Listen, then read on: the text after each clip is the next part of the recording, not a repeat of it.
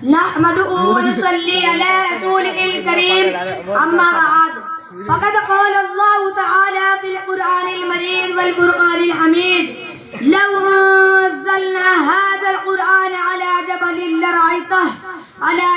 لرأيته خاشعا متصدعا من خشية الله. سب سے بڑی عطا خدائے کریم کی وہ دولت ہے جو ہم کو دے قرآن کریم کی ہے. اس کی مثال چاہے تو حشر تک نہ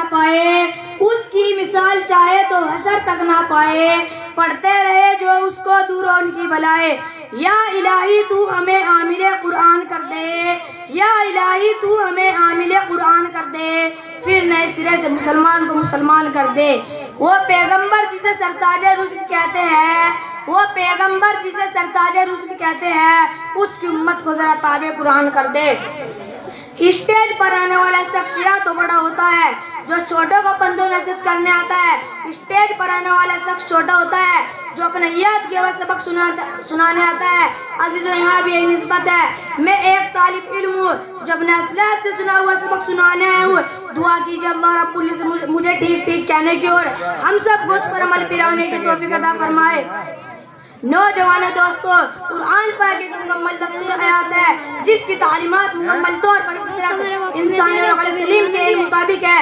قرآن کریم مقبولی کا سوٹی ہے. قرآن کریم کی تعلیمات سرکوں میں سے طاقتور ہو گئی کہ اس کے آگے کیسرو، کسرا، روم، فارس سب سرنگو ہو گئے اور کیوں نہ ہوتے. یہ احکم الحاکمین کلام ہے، سلطان السلاطین کا فرمان ہے، ستوت و جبروت والے بادشاہ کا قانون ہے جس کے ہم ذریعے آج تک نہ کسی بڑے سے بات آدمی سے ہوئی اور نہ ہی ہو سکتی. اسی طرح انسان کلام اللہ کے کلام کا مقابلہ نہیں کر سکتا. نبی صلی اللہ علیہ وسلم کا فرمان ہے فضل کلام اللہ علی صاحب الکلام کفضل اللہ علی صاحب خلقہ. یہی تو وجہ ہے جب حضرت اکرمہ کلام پاک کو تلاوت کے لیے کھولتے تھے تو بے ہوش ہو کر گر جایا کرتے تھے اور ان کی زبان پر یہ جاری کلمات جاری ہو جایا کرتی تھی.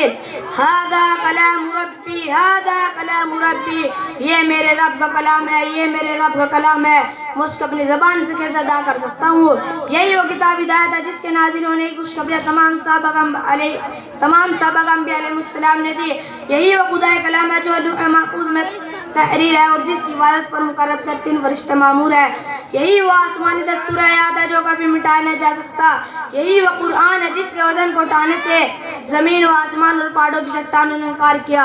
یہی وہ قرآن ہے اگر جنات نے سنا تو آپ صلی اللہ علیہ وسلم کی گرویدہ ہو گئے اور حضرت عمر رضی اللہ عنہ نے سنا تو لرز گئے. یہی وہ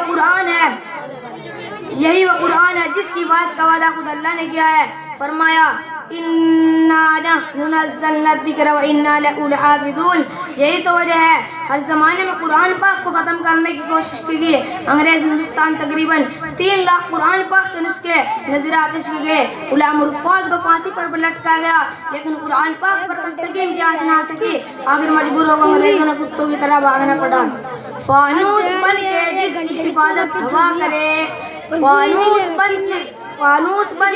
کی حفاظت ہوا کرے وہ سمے کیا بجھے جسے روشن خدا کرے.